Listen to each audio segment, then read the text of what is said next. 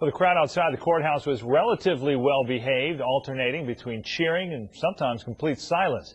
KCOY News 12's Katie Marzullo is live at the courthouse. She was in the thick of it when the verdict came down. Katie.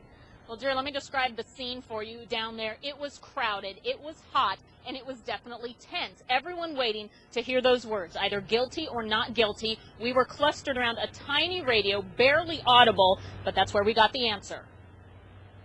The jury in the above entitled case find the defendant not guilty. It was a tedious effort trying to get hundreds of people to be quiet long enough to hear 10 individual counts and 10 verdicts. Count 8 verdict, lesser offense. We, the jury in the above entitled case, find the defendant not guilty. But somehow it worked, and the words "not guilty" times 10 were the music to the ears of Jackson's fans. I'm just excited. I'm happy. I'm overwhelmed.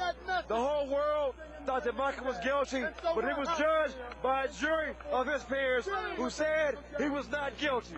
But as you can well imagine, not everyone at the courthouse felt the same way. I was out in that courtroom quite a bit. I saw the videotape of the child being interviewed by law enforcement.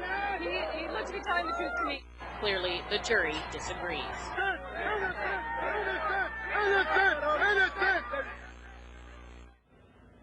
All right, now it seems as quickly as that mass of fans gathered, they disappeared. And as we've mentioned, they were relatively well behaved. Only one incident out here, and it had nothing to do with behavior, but a Santa Maria police officer let me know that somebody was taken away in an ambulance, that a young lady had apparently passed out from heat exhaustion. Again, not surprising considering the temperature down here as well as the fans. And speaking of which, not long after that 10th verdict came down, many took off running, presumably to their cars, presumably on their way to Neverland Ranch. For now, we're live at the Santa Maria Courthouse. Katie Marzullo, KCOY News 12.